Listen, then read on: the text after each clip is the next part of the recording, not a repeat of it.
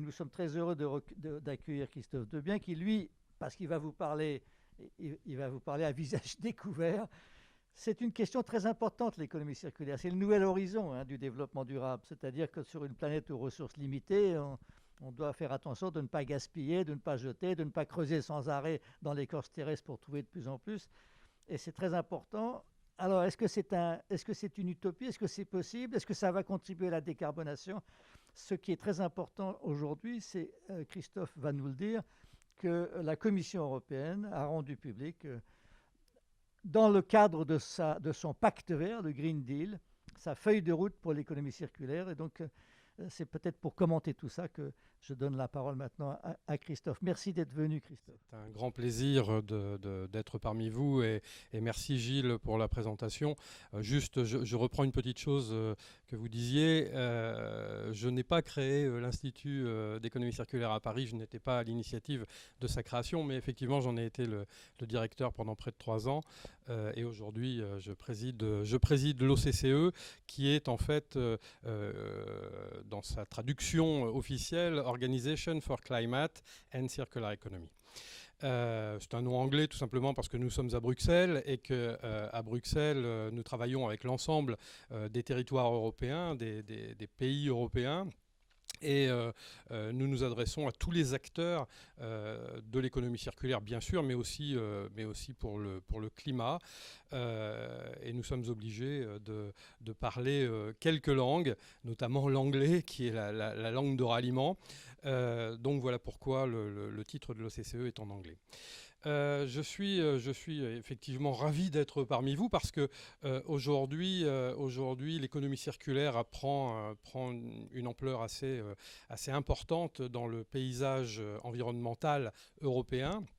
Et d'ailleurs, la Commission européenne a adopté un nouveau plan d'action pour l'économie circulaire qui constitue l'un des principaux éléments du pacte vert pour l'Europe dont parlait à l'instant Brice Lalonde. Et ce nouveau programme est en fait un programme de croissance durable de l'Europe.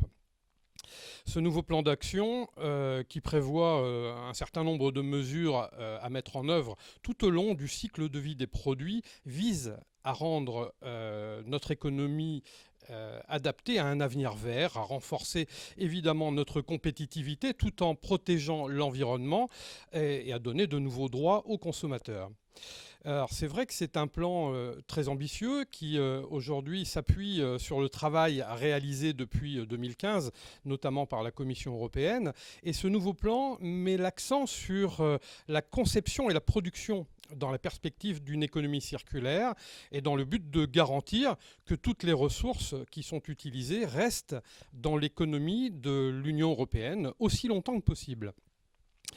Les entreprises et les parties prenantes seront bien entendu étroitement associées à l'élaboration des initiatives prévues par ce plan. Et donc toutes les bonnes âmes sont attendues dans le cadre de ce développement, notamment les acteurs européens, qu'ils soient italiens, français, finlandais, etc., sont les bienvenus auprès de la Commission européenne et notamment aussi des organisations comme celle que je préside, que j'ai l'honneur de présider. Alors vous savez sans doute que le vice-président qui est chargé du pacte vert pour l'Europe, qui s'appelle Monsieur Timmermans, Frans Timmermans, a déclaré à ce propos que pour parvenir à la neutralité climatique d'ici à 2050, puisque c'était le but, il était vraiment nécessaire de préserver notre environnement naturel et de renforcer évidemment notre compétitivité économique et notre économie qui doit être totalement circulaire, car aujourd'hui, elle est encore essentiellement linéaire, pratiquement essentiellement linéaire. Aujourd'hui, 12% seulement des matières et des ressources secondaires y sont réintroduites. Donc en fait, on est sur un chiffre qui est très bas, c'est pourquoi je disais essentiellement linéaire. 12%, ce n'est absolument rien par rapport aux objectifs que nous pourrions nous donner, enfin que nous nous sommes donnés, et notamment la Commission s'est donnée. Et de nombreux produits cessent de fonctionner trop rapidement, trop facilement, et ne peuvent être réutilisés, réparés ou bien tout simplement recyclés. Ou alors ils ne sont pas conçus que pour une seule utilisation. Il existe un énorme potentiel à exploiter qui touche les entreprises, bien entendu, mais qui touche aussi le consommateur. C'est vrai que le consommateur est très sollicité, les entreprises le sont évidemment et vont l'être de plus en plus dans le cadre de ce plan européen. Mais il est nécessaire de prendre conscience, que tout le monde prenne conscience que finalement l'économie circulaire est un enjeu majeur de ce qu'est l'environnement aujourd'hui. Et il est très important de pouvoir non seulement prendre conscience, mais aussi agir. Avec le plan qui est adopté aujourd'hui, l'Union européenne a lancé et lance des mesures qui visent à transformer notre mode de fabrication, notamment la fabrication de produits, mais à donner aussi aux consommateurs les moyens de faire des choix qui soient des choix durables pour leurs propres bénéfices et bien évidemment pour celui de notre environnement. La transition vers l'économie circulaire, qui est déjà en cours, hein, c'est celle des entreprises pionnières, des consommateurs, comme je disais tout à l'heure, et aussi des pouvoirs publics en Europe qui adoptent ce modèle dit durable. La Commission veille à ce que la transition vers l'économie circulaire offre des possibilités et ne laisse personne sur le bord de la route. Alors, ça veut dire aussi qu'il y a des engagements de la part des entreprises, des engagements de la part des services publics, des collectivités, et des engagements de la part du consommateur, sachant que, de façon anecdotique, le consommateur, malheureusement, ne connaît pas bien ce qu'est l'économie circulaire. Et je pense qu'il va falloir, dans le cadre de ces communications d'une manière générale avec la Commission européenne et notamment l'ensemble des pays européens et des gouvernements, accentuer la communication autour de l'économie circulaire, parce que j'avais fait il y a un certain nombre de mois une étude et notamment un sondage auprès du grand public et des consommateurs, donc, qui sont des consomme-acteurs également. On avait fait un sondage pour essayer de connaître quels étaient leurs rapports à l'économie circulaire. Et la question qui était très simple, qui avait été posée, était la suivante. Pour vous, c'est quoi l'économie circulaire ? Et la réponse, qui est terrible, parce qu'en fait, on se rend compte à ce moment-là, que le sujet n'est pas vraiment connu du consommateur. La réponse qui revenait le plus souvent, c'était blanchiment d'argent. Blanchiment d'argent, alors je suppose parce que économie, argent, circulaire qui tourne, donc voilà, on associait ça à blanchiment d'argent. C'était 65% des réponses sur un panel très large en matière de consommateurs, ce qui tente à expliquer que finalement le consommateur n'y connaît rien en matière d'économie circulaire. Alors de plus en plus, bien entendu, puisqu'il y a quelques mois de cela, ce sondage avait été réalisé, je pense que maintenant, avec la communication qui s'est accentuée autour de ces sujets, et notamment en France, la loi anti-gaspillage pour une économie circulaire qui a été promulguée et présentée par Brune Poirson. Évidemment, le consommateur, par intérêt et par aussi, intérêt du sujet et aussi parce qu'il y a eu des messages de passé, s'intéresse de plus en plus et comprend mieux le système de l'économie circulaire. Mais c'est vrai que économie circulaire est un mot un petit peu particulier et quelquefois qu'il faudrait peut-être retransformer, pourquoi pas, même si dans la loi française on a appelé ça anti-gaspillage, qui n'est pas forcément la meilleure définition, mais en tout cas, voilà. Je pense que ça méritait d'être dit parce que le consommateur doit se sensibiliser non seulement au terme, mais aussi à l'action autour de l'économie circulaire. Le plan d'action pour l'économie circulaire, qui est présenté dans le cadre de la stratégie industrielle de l'UE, prévoit des mesures qui visent à faire que les produits durables deviennent la norme dans l'UE, bien entendu. Et en effet, la Commission, elle proposera un texte législatif sur la politique des produits durables afin que les produits mis sur le marché de l'Union européenne soient conçus pour durer plus longtemps. On a entendu certainement, enfin vous avez certainement entendu parler d'obsolescence programmée. On est un peu dans ce système-là. Il faut aussi que les produits soient plus faciles à réutiliser. Il faut qu'ils soient plus faciles à réparer et à recycler et contiennent autant que possible des matériaux recyclés plutôt que des matières premières primaires, puisque, comme vous le savez également, les ressources naturelles sont de plus en plus en raréfaction et ça devient un énorme problème. Ces dispositions qui sont prises autour des produits durables et de la norme dans l'UE limiteront les usages uniques et permettront aussi de lutter contre ce que je présentais comme l'obsolescence programmée ou prématurée, comme on peut l'appeler, et interdiront la destruction des marchandises durables qui sont invendues. Donc on a déjà un premier point qui se fait autour des produits durables, mais on a aussi envie de donner aux consommateurs les moyens de choisir. Alors je parlais des consommateurs et c'est vrai que le consommateur doit être sensibilisé de plus en plus. Les consommateurs auront un accès à des informations fiables sur des questions telles que la réparabilité et la durabilité, notamment évidemment sur les produits d'industrialisation, mais aussi afin de les aider à faire des choix qui soient des choix durables pour l'environnement. Les consommateurs bénéficieront également d'un véritable droit à la réparation. Alors on a commencé effectivement à travailler sur ces sujets-là en France depuis quelques mois. C'est vrai qu'on commence à voir aboutir des résultats intéressants et c'est vrai aussi que ça pose des problèmes pour les industriels parce que c'est un changement de modèle, de business model pour les industriels, pour les entreprises d'une manière générale.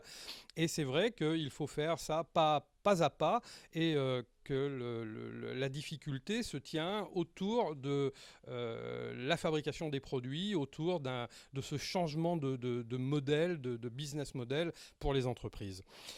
Évidemment, les pouvoirs publics ont pris à bras-le-corps également l'économie circulaire, bien sûr, puisque le gouvernement, et notamment là je parle de la France, mais aussi en Italie, en Finlande et dans d'autres pays européens, ont pris le sujet à bras-le-corps et travaillent d'arrache-pied sur l'économie circulaire et sur la durabilité des produits notamment.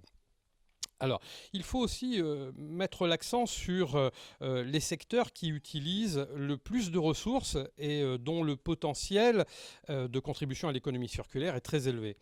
La Commission, à ce sujet, lancera des mesures qui sont des mesures concrètes dans les domaines qui sont divers et variés, notamment les domaines du matériel électronique, dans les domaines des batteries pour les véhicules, dans le domaine des emballages, des textiles, des matières plastiques, de la construction et autour du BTP. Les denrées alimentaires font partie aussi de cette liste-là.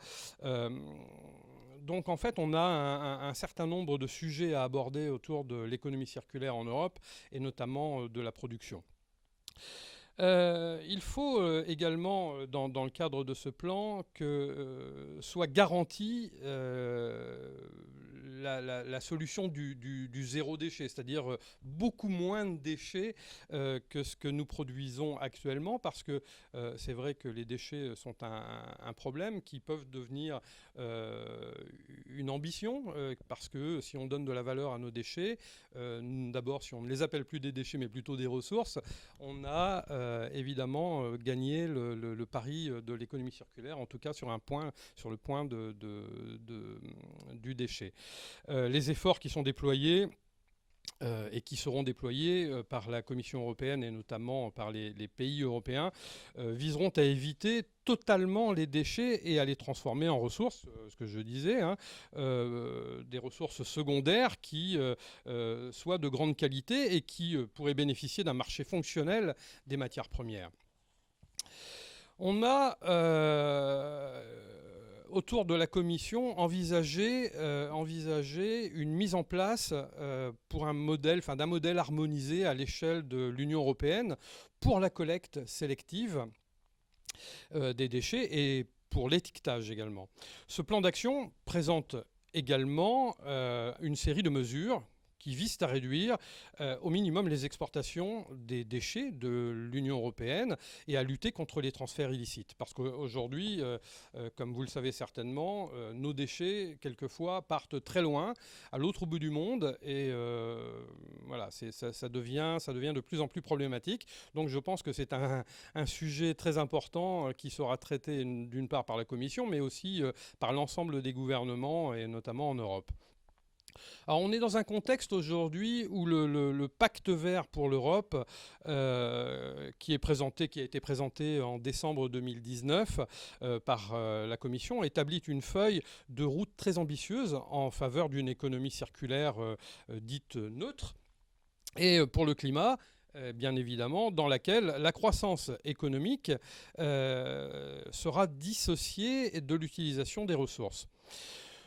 On a une ambition très forte autour de ces sujets-là, évidemment. C'est une économie circulaire qui réduit la pression exercée sur les ressources naturelles et qui constitue une condition préalable indispensable pour atteindre l'objectif d'une neutralité climatique à l'horizon 2050. Il faut en effet mettre un terme à la perte de biodiversité, parce qu'on parle rarement de biodiversité, en tout cas en matière d'économie circulaire, mais c'est un sujet qui est un sujet important à traiter. Nous, au sein de l'OCCE, nous commençons à y réfléchir. C'est vrai que la biodiversité est un sujet à part entière, mais qui rentre aussi dans le cadre de ce que nous proposons à l'OCCE. Et c'est vrai que ce sujet devient un sujet très fort, parce qu'on ne peut dissocier la biodiversité du climat, le climat de l'économie circulaire. Ce sont pour moi des cercles vertueux qui fonctionnent ensemble. On a la moitié des émissions, des émissions totales de gaz à effet de serre, et plus de 90% de la perte de la biodiversité et du stress dit hydrique qui résulte de l'extraction et de la transformation de ressources. C'est pourquoi la biodiversité est un sujet important dans le cadre de l'économie circulaire aujourd'hui. Par ailleurs, l'économie circulaire aura des retombées positives, qui sont des retombées nettes en termes de croissance du PIB européen et de création d'emplois. Tout simplement parce que l'application des mesures ambitieuses en matière d'économie circulaire en Europe peut accroître le PIB de l'Union européenne de 0,5% à 2030, en créant environ 700 000 emplois dans le cadre de la nouvelle économie dite circulaire. Après, nous pouvons aussi parler des mesures qui ont été des mesures plutôt assez importantes, et notamment des plans financiers qui ont été déployés par l'Europe autour de l'économie circulaire, mais du climat en priorité, avec les 45 milliards d'euros qui sont prévus chaque année et pendant les 7 années de 2021 à 2028. Je ne dis pas de à 2027, donc à 2027, qui vont servir évidemment à travailler autour des sujets climatiques, mais climatiques donc liés aussi avec l'économie circulaire, la biodiversité et le développement des énergies nouvelles et de tout ce qui rejoint d'une manière générale l'environnement. Alors l'économie circulaire, c'est évidemment un énorme chantier. Et si je puis juste poser 2 ou 3 questions. D'abord, il y avait la question, moi je me souviens, c'était une question très importante, comment est-ce qu'un déchet change de statut et devient une ressource? Parce que ce n'est pas si simple que ça, et il y a une grande discussion, même réglementaire, sur comment est-ce qu'on fait. Je me souviens, lu des études qui montraient que la question de l'économie circulaire, ce n'était pas simplement ce qui se passait après que le consommateur a terminé avec le produit, mais c'était aussi qu'entre l'extraction de ressources et la mise sur le marché, à peu près la moitié des ressources étaient perdues dans le processus de fabrication. Les chutes, les essais, les choses loupées, etc. Donc ça fait beaucoup de problèmes un domaine absolument passionnant donc à explorer et à essayer d'améliorer. Alors la question qui me paraît la plus difficile, c'est, puisque de toute manière nous discutons dans un cadre européen, si on veut faire de l'économie circulaire, il ne faut pas aller chercher les ressources en République démocratique du Congo. Il faudrait peut-être essayer de tout faire en Europe, enfin autant que possible, et donc de commencer à réouvrir des activités minières ou pas?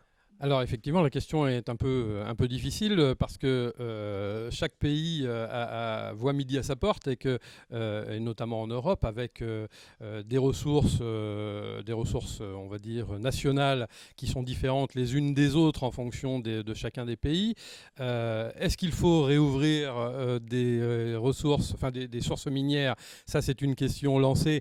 Moi, je ne pourrais pas y répondre parce que ça me paraît délicat d'une part d'y répondre et puis d'autre part, je ne suis pas habilité à prendre ces décisions-là. Ce que je peux dire, c'est qu'effectivement, l'intérêt serait de retravailler en local, c'est-à-dire qu'il est important de donner du pouvoir aux territoires dans chacun des pays européens parce que les territoires sont très forts et qu'ils ont en leur sein des ressources particulières, qu'il faut réutiliser la matière première et donc recycler, utiliser les objets ou les produits qui sont déjà consommés pour éviter de regratter dans les ressources naturelles. Je pense que la question est très large et qu'effectivement, il est compliqué aujourd'hui de donner une ligne directrice autour de ce sujet-là.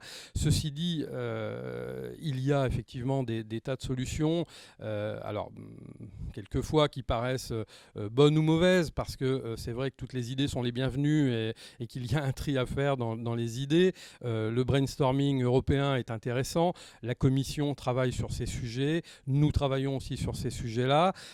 C'est vrai qu'aujourd'hui, les ressources, tout le monde est d'accord pour dire que les ressources naturelles doivent être protégées de plus en plus, qu'il est, il est évident et urgent d'arrêter de pomper nos ressources naturelles parce qu'on n'y arrivera pas, que la Terre a déjà surconsommé. Donc les solutions, c'est certainement basé sur les territoires de chacun des pays européens, que chacun puisse s'engager sur de la production particulière avec du recyclage, avec de la réutilisation, du réemploi, et puis redistribuer localement les productions, les industrialisations pour pouvoir aller de l'avant et arriver à trouver des solutions qui soient des solutions économes en matière évidemment de finances, mais aussi en matière d'environnement.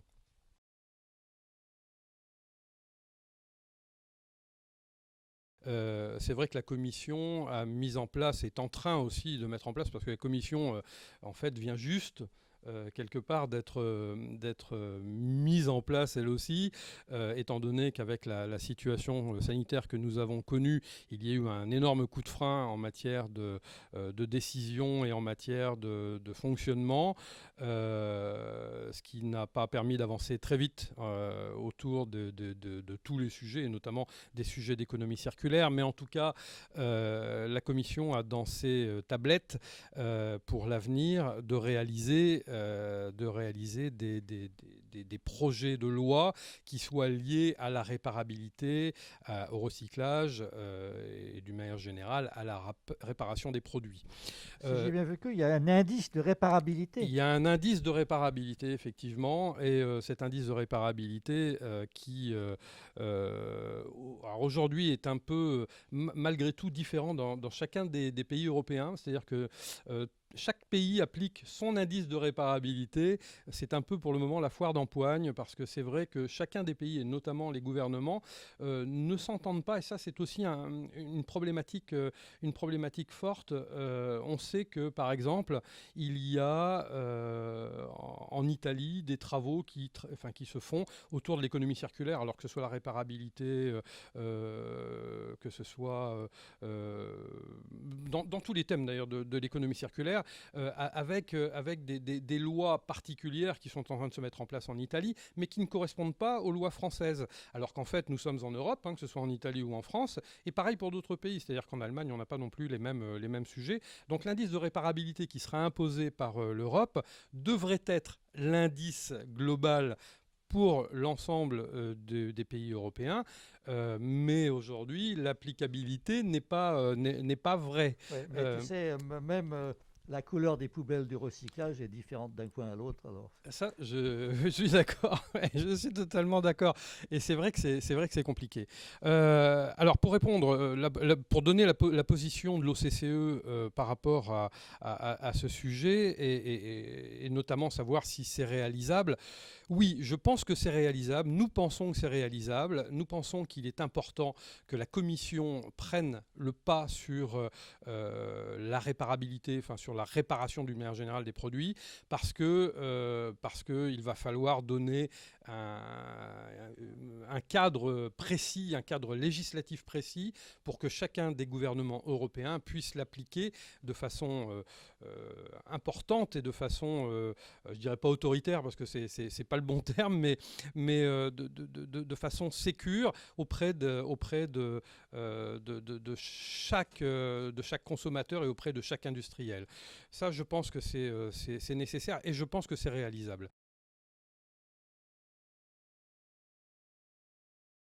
Les bâtiments, enfin en tout cas le domaine du bâtiment, des travaux publics même, sont des producteurs de déchets. C'est vrai que c'est d'ailleurs le plus grand nombre de déchets qui puissent exister aujourd'hui sur la planète. Et c'est vrai que ce sont des sujets qui sont des sujets très importants.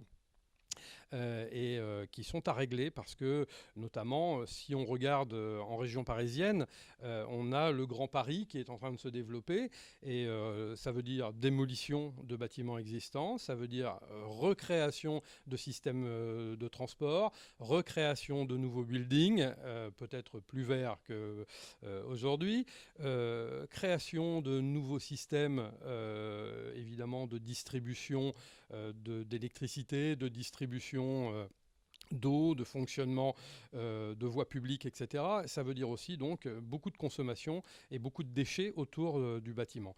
Alors, il y a un certain nombre aujourd'hui de start-up, et je vous dirai après comment nous fonctionnons avec les start-up à l'OCCE, et dans le cadre notamment des déchets, parce qu'on a aussi inventé depuis quelques semaines un outil qui nous permet de redistribuer les bénéfices et la création d'emplois autour de la production de déchets dans les territoires à l'OCCE, mais en ce qui concerne l'Europe, c'est vrai qu'il y a aussi une législation à appliquer afin que les secteurs du bâtiment puissent respecter un certain nombre de choses qui aujourd'hui ne sont pas non plus forcément respectées. Alors même si c'est difficile, parce que la production de déchets du bâtiment est très importante, je pense que c'est un secteur qu'il faut vraiment sensibiliser, d'ailleurs qui est déjà de principe sensibilisé, mais qui a besoin d'aller plus loin dans sa démarche de, entre guillemets, bon père de famille, et aussi de prise de conscience autour de l'environnement. Dans les lois françaises, on a créé depuis un certain temps des éco-organismes, c'est-à-dire qu'on a mis en œuvre la responsabilité élargie du producteur. Le producteur est responsable du produit après usage. Et d'après ce que j'ai compris, le bâtiment va être aussi soumis à la création. On va obliger les métiers du bâtiment à créer cet éco-organisme, c'est ça ? Oui, c'est tout à fait ça. Et c'est vrai qu'on va sur ce système-là, qui est un système qui fonctionne dans d'autres secteurs. Alors, comme je le disais auparavant, c'est très compliqué parce que les quantités de déchets du bâtiment sont très importantes, que les industriels ou les entreprises du bâtiment sont nombreuses et qu'il va falloir être très vigilant autour de ce sujet-là et notamment au niveau européen. Et donc la Commission est en train de travailler sur ce système dont vous parliez. Alors, je parle aussi puisqu'on a créé en France un certain nombre de start-up, et c'est pareil dans d'autres pays, puisqu'on voit, nous, arriver à l'OCCE, un panel de start-up qui travaillent sur ce sujet-là et qui proposent des solutions pour que la mise en place du traitement des déchets du bâtiment soit plus efficace. Alors, on a reçu énormément de dossiers, hein, que ce soit de France, d'Italie, de Finlande, de Norvège, et j'en passe, hein, d'Espagne, etc.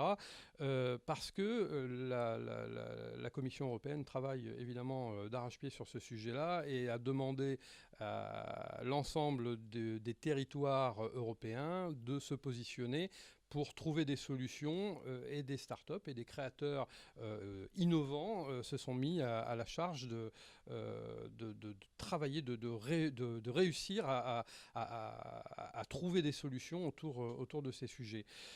Il y a notamment des solutions cartographiques qui permettent de travailler en local et de situer des ressources, ou tout simplement aussi des déchetteries, enfin on n'appellera plus ça des déchetteries, mais des déchetteries qui permettraient de recycler, des plateformes, oui, complètement, de recyclage, de façon à ce que les entreprises ne cherchent plus et n'aillent plus non plus à l'autre bout du pays pour distribuer leurs déchets du bâtiment, ou quelquefois même les déposer de façon sauvage à des endroits dans des endroits naturels. Alors oui, c'est un sujet fort européen, mais c'est aussi, et là comme on est en France, c'est un sujet fort en France qui est en train aussi de prendre de l'ampleur en matière d'économie circulaire. C'est qu'il existe une convention, dite la convention de Bâle, qui interdit d'exporter les déchets, pour être simple. C'est-à-dire que plus les déchets sont banals, moins il faut les exporter, parce que c'est scandaleux d'exporter les déchets ménagers ou des choses de ce genre-là. En revanche, il y a des exceptions. Quand le pays qui accepte de recevoir les déchets, il a une expertise qui permet d'éviter que ces déchets soient polluants, et il a une industrie pour les recycler, etc. Mais évidemment, il y a du marché noir. Donc voilà, il faut faire très attention pour que cette convention soit sérieusement appliquée. On va dire que le marché noir du déchet est très important aujourd'hui, ce pourquoi il y a des choses à faire évoluer, et aussi pourquoi il y a un système qui commence à être mis en place autour de ce marché noir, avec des amendes qui vont fleurir autour de ces marchés malheureusement destructeurs.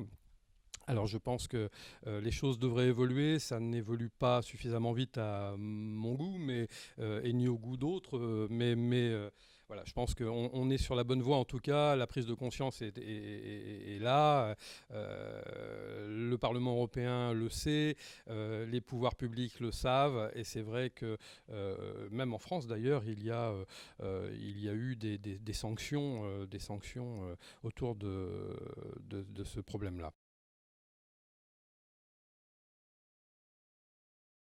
L'échelon européen est important, puisque c'est celui qui donne le là sur l'ensemble des pays européens. Mais c'est vrai qu'aujourd'hui, on va donner une importance essentielle aux territoires dans chacun des pays européens, parce que les territoires sont porteurs d'initiatives, sont porteurs d'espoir aussi en matière d'économie circulaire, et ont en leur sein un certain nombre d'acteurs qui avancent pour cette économie circulaire, et qui sont plus que des acteurs, qui sont des locomotives de leur territoire dans ces sujets-là.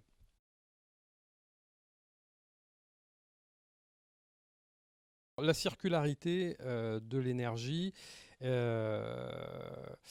c'est vrai qu'aujourd'hui on est un peu au balbutiement de la circularité de l'énergie, parce que il y a notamment au sein de la Commission européenne une directive autour de cette circularité de l'énergie qui a été proposée. Et il y a un groupe de travail qui s'est constitué autour du sujet, et qui démarre, en fait, qui ne fait que démarrer, et qui, pour le moment, n'a pas vraiment abouti, en tout cas en matière de solutions. Et c'est vrai que là, j'aurais un petit peu de mal à répondre parce que la question ne m'est pas arrivée, donc en tout cas à l'OCCE, et je ne maîtrise pas malheureusement. Enfin, ce que je peux dire d'abord, c'est que il n'y a pas que l'énergie, mais c'est une question très importante pour l'eau aussi, puisque maintenant, de plus en plus, on vit en effet des stress hydriques, comme vous l'avez dit tout à l'heure, et donc on va se mettre à récupérer et réutiliser les eaux usées en les nettoyant, etc. Donc, alors pour l'énergie, il y a de plus en plus maintenant de récupération de la chaleur perdue. On est même, une entreprise même membre d'Eden avait même récupéré l'énergie produite par les coureurs de marathon sur un tapis, etc. Et donc il y a énormément de moyens de récupérer. Alors les eaux usées, par exemple, dans nos villes, sont toutes tièdes. Elles sont tièdes parce qu'évidemment, dans une maison, il y a le lave-linge, la baignoire, la douche. Et donc cette chaleur résiduelle, on la récupère pour produire de l'énergie. Maintenant, il y a des limites. On ne peut pas recycler l'énergie puisque c'est contraire au principe de la thermodynamique. Mais peut-être un jour, on va pouvoir recycler le CO2 perdu. Ah, alors là, c'est très important. Et donc là, on a un nouveau pan peut-être, ou un nouvel horizon qui serait extrêmement intéressant pour nous et pour la planète. Alors il y a déjà des entreprises qui se sont lancées dans la récupération de CO2, notamment des entreprises dans la chimie. Qui travaillent sur ce sujet. Alors on voit souvent les entreprises de chimie comme des pollueurs et des entreprises difficiles à gérer en matière d'écologie ou d'environnement, mais c'est vrai qu'elles travaillent aussi, au même titre que d'autres industriels, sur ces sujets importants d'environnement, et la récupération de CO2 fait partie des sujets innovants en matière d'énergie en tout cas, et notamment de récupération de CO2. Je pense notamment à des entreprises comme Bayer, comme Covestro, qui sont des entreprises qui travaillent sur ce sujet aussi d'arrache-pied et qui ont déjà des solutions à proposer et qui les ont fait passer d'ailleurs auprès de la Commission européenne. Mais n'ayant pas accès à ces dossiers pour le moment, je ne peux pas en dire beaucoup plus. Et puis on parle aussi de géothermie. La géothermie existe depuis déjà un certain nombre d'années. Ça fait partie aussi des énergies qui sont récupérées puisqu'elles viennent du sous-sol, la chaleur du soleil. Et effectivement, on est déjà sur des outils existants qui sont faciles à remettre en œuvre lorsqu'on a besoin de travailler, et notamment dans le bâtiment.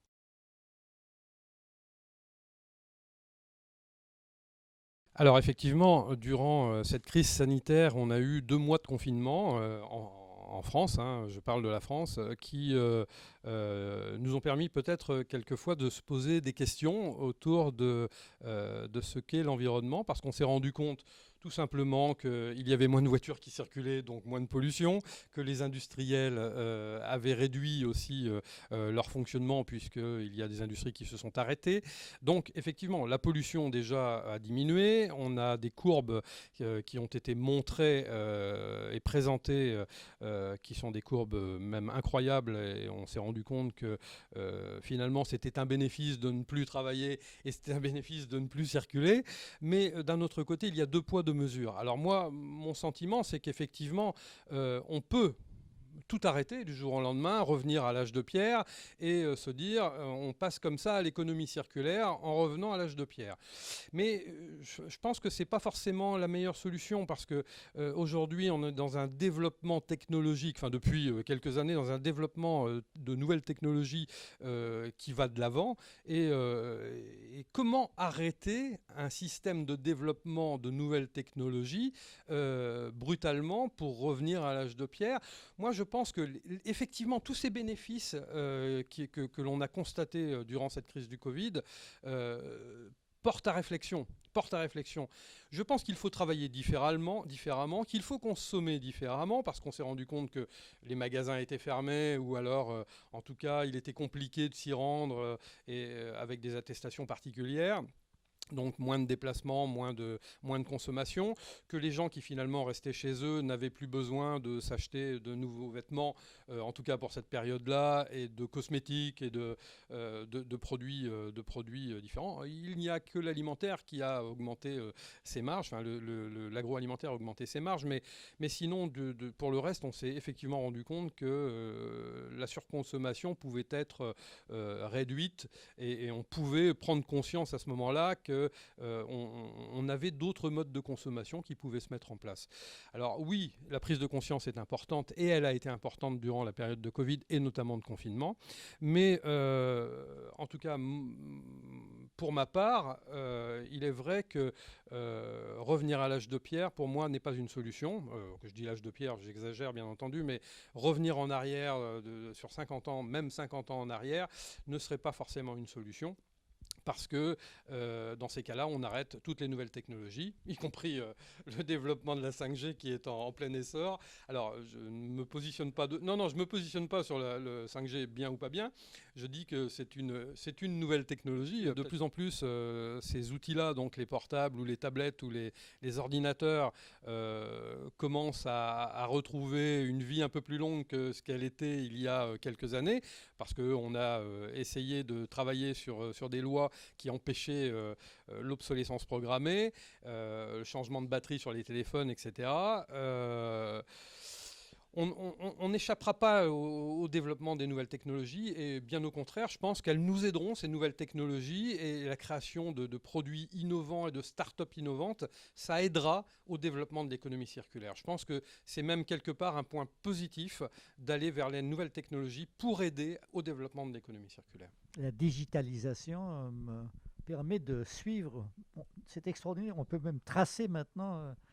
J'ai même vu une entreprise qui traçait le demi-maquereau pêché en Indonésie dans la boîte de conserve britannique. Le même. Mais donc c'est extraordinaire. Donc effectivement, ça va aider à la circularité. L'impression 3D.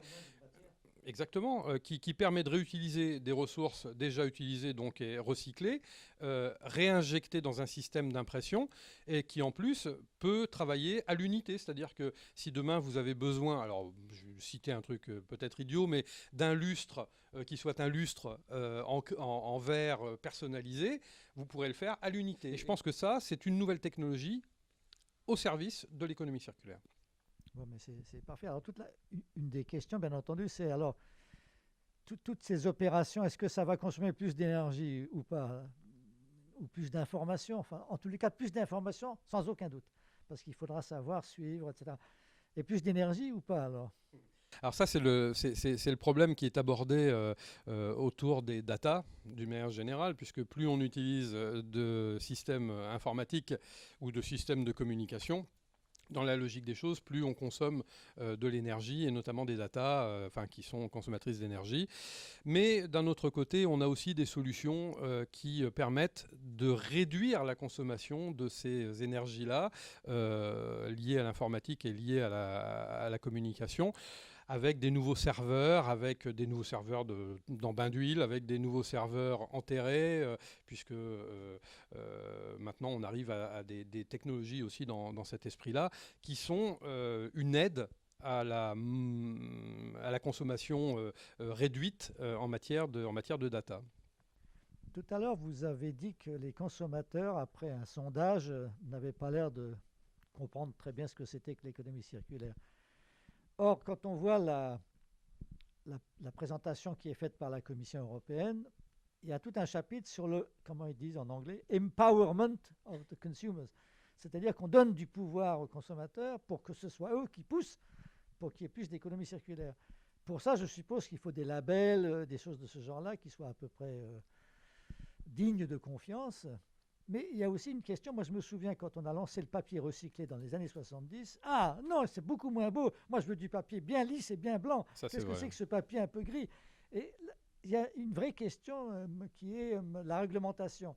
Par exemple pour l'eau, qui c'est qui s'oppose toujours à la réutilisation des eaux usées, même nettoyées? Ah, c'est le ministère de la Santé, parce qu'on n'est pas absolument sûr que le produit recyclé soit aussi bien, aussi sain, etc. Donc il y a quand même encore un effort à faire de ce côté-là. Oui, il y a un effort, effectivement, mais par exemple en France, vous parliez de label, l'ADEME a créé un label économie circulaire qui finalement donne une impulsion quelque part auprès du consommateur et puis auprès évidemment de l'industriel. Mais c'est vrai, encore une fois, que le consommateur n'est pas sensibilisé, enfin l'ensemble des consommateurs sur les territoires ne sont pas sensibilisés à ce qu'est l'économie circulaire. Et je pense qu'il faut commencer par des outils de communication forts pour pouvoir donner une impulsion de sensibilisation qui soit forte auprès des consommateurs, parce que en fait le consommateur est un consomme-acteur, ça veut dire que il va donner cette impulsion d'achat, donc il va créer un besoin et il va donc avoir une demande auprès de l'industriel, puisque si l'industriel n'a pas de retour de son consommateur, évidemment il continuera à fabriquer à sa manière des produits. Alors aujourd'hui, je pense que cette impulsion de communication en matière d'économie circulaire n'est pas suffisante. Ça, c'est mon sentiment. J'en avais parlé à l'époque à Brune Poisson lorsqu'elle travaillait au ministère et notamment lorsqu'elle était en place et sur la loi anti-gaspillage. C'est vrai qu'elle était très sensible à ce point-là. Aujourd'hui, je pense qu'il faut accélérer, pas qu'en France, hein, c'est pareil dans d'autres pays, il faut accélérer et donner une impulsion auprès du consommateur. Parce que l'industriel, en fait, il est déjà sensibilisé. L'industriel, il a une problématique qui est celle de la finance, celle du pouvoir, enfin, du pouvoir financier, en tout cas par rapport à son entreprise, de l'embauche. Donc il y a pour l'industriel ou pour la société ou l'entreprise lambda, un intérêt de business model qui doit fonctionner. Une entreprise est une entreprise commerciale, donc ça veut dire qu'elle doit faire des bénéfices et aussi payer l'ensemble de ses salariés. Donc gagner de l'argent n'est pas un tabou. Gagner de l'argent, c'est important pour une entreprise. Aujourd'hui, les entrepreneurs sont donc sensibilisés, mais les consommateurs ne le sont toujours pas à 100%, et c'est là que ça pêche. Alors la Commission, effectivement, la Commission européenne travaille sur ces sujets-là, essaye de faire passer des messages, mais qui ne sont pas des messages forts encore. Et je pense que ça c'est un manque. C'est un véritable manque. Alors nous, on travaille là-dessus en ce moment. On est en train, et je vais faire un petit scoop, on est en train de travailler sur la création d'une chaîne de télévision européenne autour de l'environnement et notamment de l'économie circulaire et du climat, qui sera vraisemblablement mise en place dans moins d'un an. Et qui apportera des solutions, qui donnera en fait un fil d'information continu avec des émissions fortes, que ce soit des émissions d'actualité ou des émissions documentaires, sur ce qu'est aujourd'hui l'environnement, l'économie circulaire, le climat, comment les choses évoluent, comment s'approprier en fait cette sensibilisation autour de ces sujets-là. Ça, c'est important. Et puis, pour en terminer aussi, pour la sensibilisation, et notamment des territoires, l'OCCE a mis en place, depuis quelques semaines, j'en parlais tout à l'heure, un outil qui est un outil algorithmique et mathématique, qui nous permet de comprendre, lorsqu'on rentre, par exemple, vous êtes une agglomération, au hasard, La Rochelle, la ville de La Rochelle, 90 000 habitants. Avec les déchets produits, alors là je parle des déchets qui ne sont pas des déchets du bâtiment, mais des déchets des ménages. Lorsque vous rentrez dans l'algorithme, donc dans notre système, le nom de la ville, le nombre d'habitants, et que vous mettez votre mail, vous recevez un rapport complet sur ce que vous pouvez faire grâce aux déchets, donc avec des chiffres réels et des chiffres qui ont été rentrés dans cet algorithme, ce que vous pouvez faire avec l'ensemble de vos déchets sur l'agglomération de La Rochelle. Et notamment découvrir qu'il y a des ressources qui peuvent être reprises sur l'ensemble des déchets, comment les reprendre, comment travailler avec ces ressources, et puis comment gagner de l'argent, avoir du bénéfice sur les ressources, et surtout combien d'emplois cela va générer.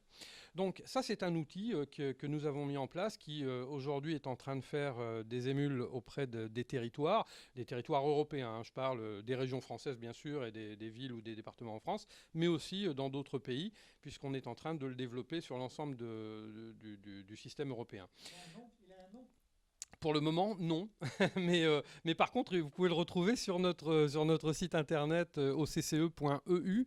Et c'est un outil algorithmique qui est assez sympathique et qui fonctionne. Vous allez recevoir le mail et le rapport d'une quinzaine de pages dans la minute qui suit votre mail. Voilà.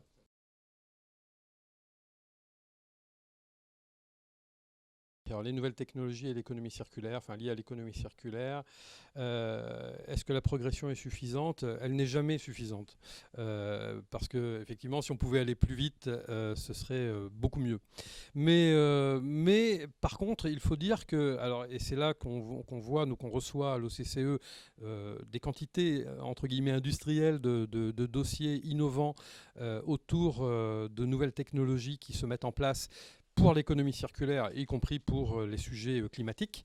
Et on se rend compte que finalement, il y a beaucoup de gens qui s'intéressent au sujet et beaucoup d'innovateurs qui se mettent dans la place parce que, au regard de tous ces dossiers, alors quelquefois il y a des dossiers qui sont farfelus, mais que l'on redirige différemment. Mais nous, on les soutient, les dossiers. C'est-à-dire que on travaille, et c'est aussi le rôle de l'OCCE, c'est-à-dire que lorsqu'on reçoit un dossier innovant d'une start-up ou d'une association qui souhaite travailler sur un sujet innovant, on va l'aider. Alors on va l'aider, ça veut dire on va lui trouver des financements à hauteur des 100% de ce qu'elle souhaite obtenir. C'est-à-dire que si une start-up avait besoin de 1 million d'euros, par exemple, hein, c'est un chiffre d'exemple, si la start-up avait besoin d'1 million d'euros, on se fera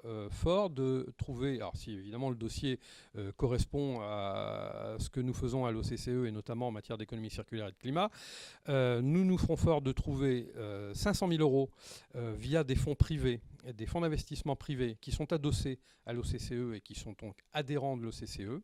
Alors ce sont soit des fonds d'investissement classiques, soit des fonds d'investissement bancaires. Et puis à côté de ça, 500 000 euros de plus, donc qui viennent compléter pour obtenir le million, par la Commission européenne, auprès de laquelle nous déposons le dossier qui correspond évidemment à ce que le projet innovant nous a été présenté.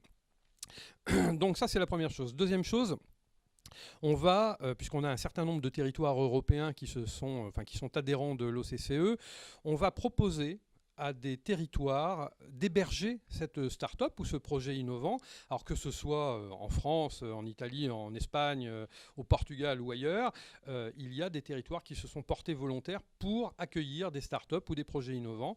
D'abord parce que ça crée de l'emploi, d'autre part parce qu'ils ont besoin aussi de faire connaître leur territoire et d'aller plus loin dans les démarches d'économie circulaire. Donc il y a une impulsion qui a été donnée par les territoires. Donc on va les faire rencontrer, on va mettre en contact les entreprises innovantes avec les territoires en question.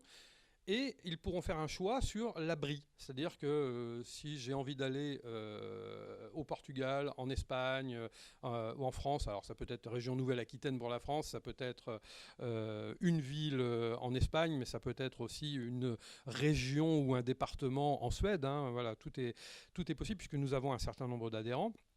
Et nous allons aider dans ce sens-là, c'est-à-dire que nous allons porter ce dossier jusqu'à la finalisation pour pouvoir aider les sujets, aider les entreprises porteuses.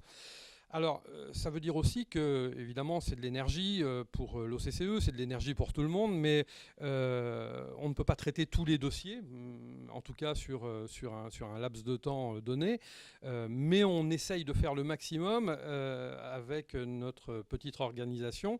Et en tout cas, on porte cela avec courage et vigueur parce qu'on est persuadé que les nouvelles technologies apporteront un plus, mais un beaucoup plus, à l'économie circulaire et au développement de l'économie circulaire en Europe.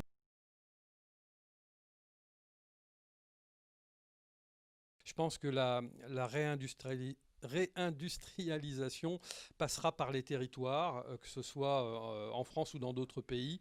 Je pense que l'économie circulaire a un rôle à jouer dans chacun de nos territoires, qu'il soit régional, départemental, et pareil que ce soit en Allemagne, en Italie, en Espagne. Je pense qu'il faut donner de la force et donner du pouvoir à nos territoires pour aller beaucoup plus loin dans cette démarche-là.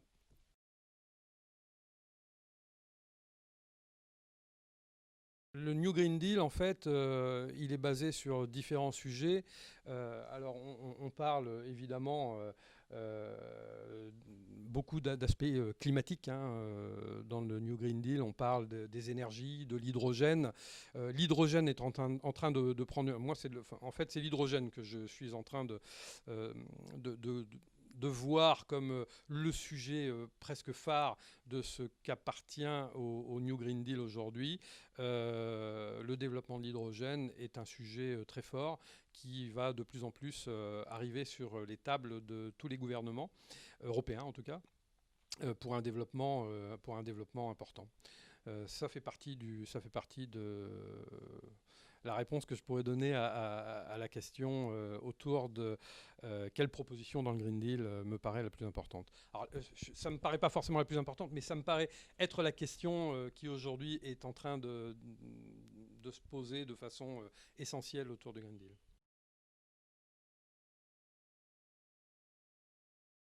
Je pense que de toute façon, toutes les activités sont les bienvenues pour faire avancer le sujet, pour faire avancer la cause. Oui, les audits sont importants, bien entendu. Alors après, il faut que ce soit fait avec sérieux, mais je pense que les entreprises qui se lancent dans l'aventure... d'une manière générale, travaillent avec sérieux. Il faut savoir aussi qu'il y a un certain nombre, alors c'est un gros mot, de lobbyistes à Bruxelles. Je crois que le chiffre est énorme. Je ne sais plus, c'est 368 lobbyistes à Bruxelles dans le quartier européen qui travaillent aussi sur ces sujets-là, sur ces sujets forts d'économie circulaire et de climat. Donc oui, il y a encore des places et c'est vrai que l'audit prend une place importante dans le système de développement de l'économie circulaire. Ça fait partie du cercle vertueux de ce qu'est l'économie circulaire, en tout cas dans son développement, bien entendu.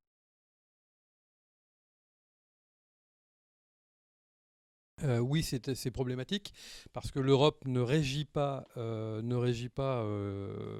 les lois pour les pays tiers, mais d'un autre côté, il y a, comme j'ai entendu Brice le dire, il y a la solution de la taxation. C'est-à-dire que si on taxe les entreprises des pays tiers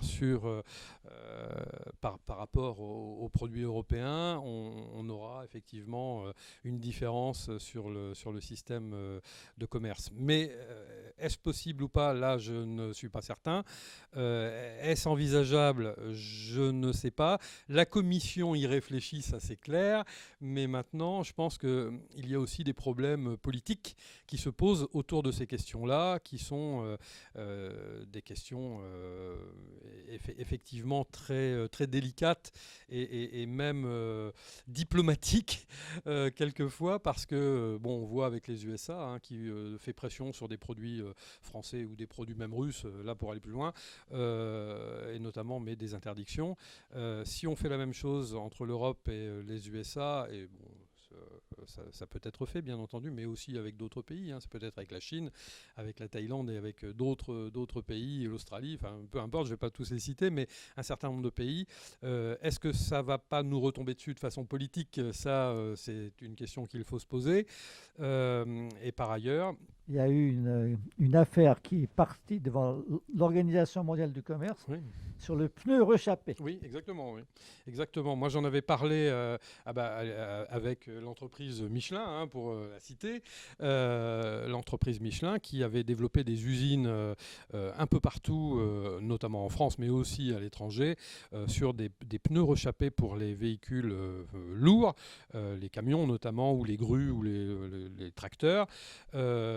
il y a eu une concurrence, entre guillemets, déloyale qui s'est opérée avec des pneus neufs qui sont fabriqués en Asie. Je ne vais pas citer les pays, mais peu importe, en Asie. Ces pneus neufs étaient moins chers à la vente, notamment en Europe, par rapport à des produits recyclés de chez Michelin. Et Michelin a dû fermer un certain nombre d'industries, donc avec des pertes considérables autour de ces sujets-là. Donc oui, il y a une problématique qui se pose et il va falloir quelque part y remédier. Alors, moi, je ne suis pas habilité politiquement à le faire. Je pense qu'effectivement, il faut travailler sur ces sujets-là et qu'on peut faire des propositions. Et d'ailleurs, je vous invite, si vous le souhaitez, à me faire part de vos propositions et on les fera passer via l'OCCE à la Commission européenne pour trouver des solutions, parce qu'on travaille sur ces sujets, bien entendu. Mais ce sont des sujets politiques qui seront démêlés par des politiques. Voilà.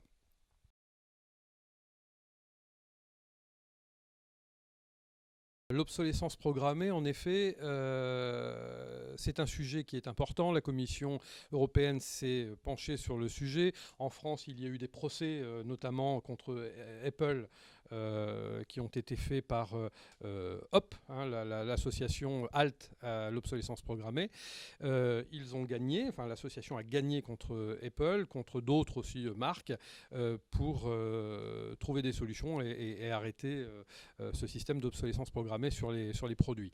Alors c'est vrai que pour les entreprises qui étaient habituées de produire, de fabriquer des outils, des produits manufacturés, eh bien il y a une problématique qui est celle de retravailler la production et donc retravailler les systèmes d'ingénierie autour de ces produits-là.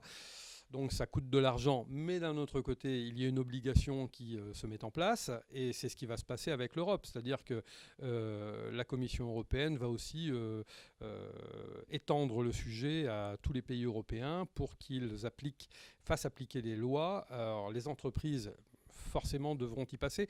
En combien de temps, je ne sais pas, parce que pour le moment, ça n'est pas encore programmé, mais je pense qu'il y aura quelques petites années selon les pays, pour stopper l'obsolescence programmée sur la production d'outils, notamment informatiques ou téléphoniques. Entre autres, mais c'est aussi électroménager, enfin, tout est touché dans ce domaine d'industrialisation.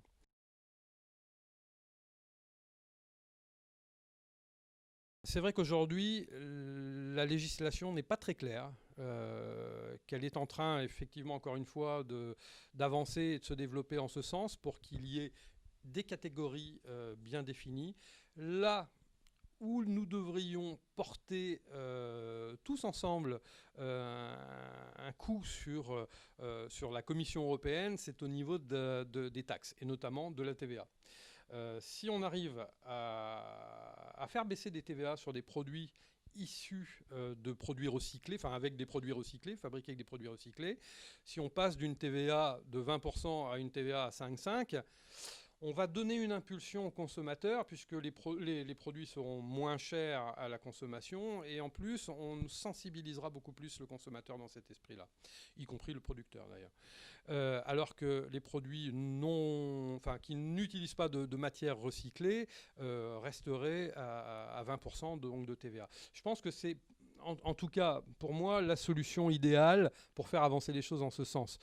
Maintenant, effectivement, aujourd'hui, c'est pas très clair. Alors, il n'y a pas que ça. Il y a aussi tout ce que l'on peut indiquer sur les emballages de ces produits-là. C'est-à-dire que le consommateur doit être informé de ce qu'il consomme, du produit qu'il consomme. S'il est clair que sur chacun des produits, il soit indiqué que ce produit-là a été fabriqué avec des ressources qui sont issues du recyclage, mais qu'on a au préalable sensibilisé le consommateur sur ce qu'est un produit recyclable et un produit fabriqué avec des produits recyclés, pas de problème. Mais aujourd'hui, comme je disais il y a quelques minutes, le consommateur n'est pas suffisamment sensibilisé et ne comprend pas ou ne lit pas forcément ce qu'il y a sur la boîte d'emballage. Et donc, là où il va chercher le produit, c'est sur la finance, c'est-à-dire le coût du produit. C'est-à-dire qu'aujourd'hui, et on parlait des pneus par exemple, aujourd'hui, quand vous avez un produit qui vaut 100 € et un produit qui vaut 120 €, pour un ménage moyen, les 20 € de différence sont très importants et quelquefois on se base sur le produit le moins cher, tout simplement parce qu'on a l'impression que c'est le même produit et qu'on ne fait pas attention à... Y compris pour les appels d'offres, et la législation pour les appels d'offres. Totalement, totalement. Alors c'est en train d'évoluer aussi sur les appels d'offres et notamment tout ce qui touche au public, au service public. C'est vrai qu'on rentre de plus en plus dans un système qui intègre dans les appels d'offres des produits recyclés, des ressources recyclées, ou tout simplement de l'économie circulaire dans toute sa splendeur, quoi, voilà. Mais c'est pas encore très clair, en tout cas à 100%, et notamment pas partout en Europe. En France, ça commence, mais en Allemagne aussi, en Italie, pas du tout, ou très très peu, et dans d'autres pays, pas du tout. Donc je pense qu'effectivement, ça mérite d'être développé de plus en plus. Christophe Debiens, merci beaucoup. Si j'avais juste un petit commentaire à faire, parce qu'on a toujours envie de faire des petits commentaires, il y a l'économie a très longtemps travaillé sur l'idée que c'était la productivité du travail qui comptait, et donc on faisait des économies sur les emplois, des choses de ce genre-là. Aujourd'hui, on se rend compte avec l'économie circulaire qu'il y a une nouvelle productivité qui est très importante, c'est la productivité de la ressource naturelle. Tout à l'heure, vous parliez de l'âge de pierre. Je vous signale qu'avec le même morceau de silex, dans l'évolution des groupes humains, ils réussissaient, il y a 15 000 ans, à faire avec le même morceau de silex des tas d'outils, alors qu'au début, ils n'arrivaient à en faire que 2, quoi. Donc c'est extraordinaire. Bon, en tous les cas, productivité des ressources naturelles. Mais il y a une chose qui me frappe, c'est vers où ça va. Parce que tout à l'heure, il y a eu des questions sur la sobriété ou l'austérité. La sobriété, plutôt, disons. Et on connaît des gens, par exemple, des jeunes qui n'achètent plus de vêtements neufs. Ils n'achètent que des vêtements d'occasion, en quelque sorte. Et ils font un point d'honneur à ça. Et donc, c'est bien. Mais en même temps, l'économie circulaire, elle peut aussi favoriser, au contraire, une consommation de plus en plus effrénée, puisqu'on recycle ou puisqu'on récupère, puisque ça circule, si je puis dire. Je dis ça parce que je me souviens, dans les déchets, on disait « Oh, la France est en retard sur les États-Unis parce que les États-Unis, c'est 300 kilos de déchets par habitant et par an, et nous, c'est juste 100 kilos, on est en retard. Et donc, on a produit de plus en plus de déchets. Et ensuite, les écologistes ont dit il faudrait quand même produire moins de déchets. On en produit toujours autant. Mais on en recycle davantage. Il faudrait moins conduire de voitures, c'est trop de voitures. On conduit toujours autant, mais les voitures sont plus propres. Et donc, dans le système économique, ça hésite entre les deux. On peut aller vers la sobriété, mais on peut aussi, avec le circulaire, produire et consommer davantage, mais ce n'est pas grave, ce sera circularisé. Donc, il y a une espèce de choix comme ça. Merci beaucoup, Christophe Debiens, c'est passionnant. Donc, vous nous tiendrez au courant régulièrement, j'espère, de tout ça. Puis, si vous voulez rejoindre l'OCCE et nous aider à développer tous ces sujets-là auprès de la Commission européenne, mais aussi si vous êtes des entrepreneurs innovants, n'hésitez pas à revenir vers l'OCCE. Donc, je redonne le site, c'est occe.eu, ou alors par Eden, vous pouvez avoir mes coordonnées et je me ferai un plaisir de vous répondre et en tout cas de vous associer à nos démarches. Merci infiniment.